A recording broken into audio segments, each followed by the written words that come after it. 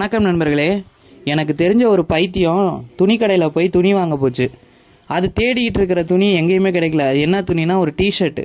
அந்த டிஷர்ட் எப்படி இருக்கணும்னு அந்த பைத்தியம் எதிர்பார்த்துச்சுன்னு பார்த்தீங்கன்னா, அந்த டிஷர்ட்டில் 2451 போட்டிருக்கணும் அப்படின்னு எதிர்பார்த்துச்சு.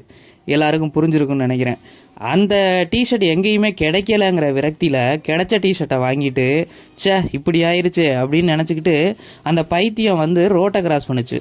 ஏன் அதை பைத்தியம்னு சொல்கிறேன்னு பார்த்தீங்களா? ஒரு மனுஷன் ரோட்டை கிராஸ் பண்ணணும்னா வண்டிகள்லாம் வருதா வரலையான்னு பார்த்துட்டு கிராஸ் பண்ணுவான் வராதப்ப. ஆனால் அந்த பைத்தியம் வண்டிகள்லாம் வர்றப்ப ரோட்டை கிராஸ் பண்ணுச்சு. அப்போ எங்கேருந்தோ பைக்கில் வந்த 3 பேர் அந்த பைத்தியத்து மேலே இடிக்கிற மாதிரி வந்துட்டாங்க. 3 நபர்கள். அப்போ அந்த 3 பேரும் என்ன நினச்சிருக்காங்கன்னா, அடாடா நம்ம 3 பேராக வந்ததே தப்பு, பைக்கில் 2 பேர் தான் பயணிக்கணும், இப்போ இவர் மேலே வேற இடிக்கிற மாதிரி வந்துட்டோமேனு, சார் எங்களை மன்னிச்சிருங்க சார் அப்படின்ட்டுருக்காங்க.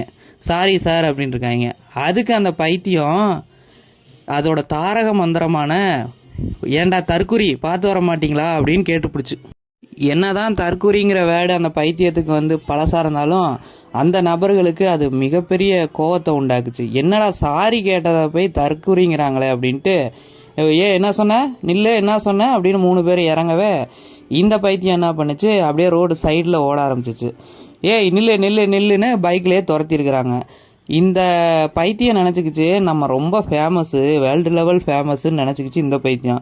ஆனால் அந்த 3 பேருக்கு இந்த பைத்தியத்தை யாருன்னே தெரியல போல் துரத்திருக்காங்க. யாரும் தெரிஞ்சிருந்தா கூட சரிப்பா போயிட்டு போகிறான் அப்படின்னு விட்டுருப்பாங்க போல்.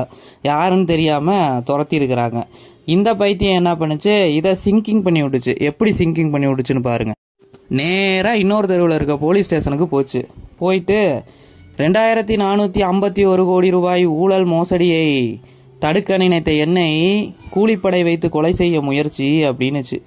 பா பா பா பா பா எப்படிப்பா இது வேற லெவலாக இல்லைப்பா இருக்குது. ஒரு சமூக ஆர்வலர்னால் 4 பக்கமும் 4 எதிர்ப்புகள் வரதான்ப்பா செய்யும்.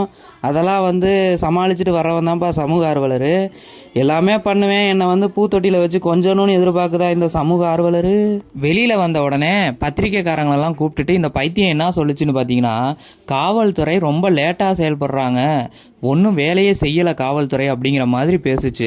அந்த பைத்தியம் என்ன சொல்ல வருதுன்னா, அவர் போய் ஒருத்தர் மேலே கம்ப்ளைண்ட் கொடுத்தா என்ன ஏதுனே விசாரிக்காமல் உடனடியாக எஃப்ஐஆரை போட்டணுமா காவல்துறை அப்படின்னு சொல்லி காவல்துறைக்கு ஒரு கட்டளை இடுது அந்த பைத்தியம்.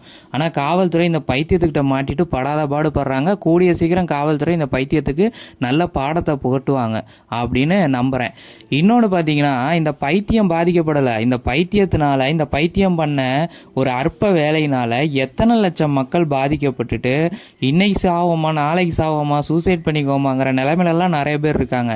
இந்த பைத்தியம் இத்தனை பேர் வாழ்க்கையை கெடுத்து விட்டுப்புட்டு இன்னைக்கு இவர் பாதிக்கப்பட்டிருக்காருன்னு சொல்லி பேசிக்கிட்டு இருக்குது இந்த பைத்தியம்.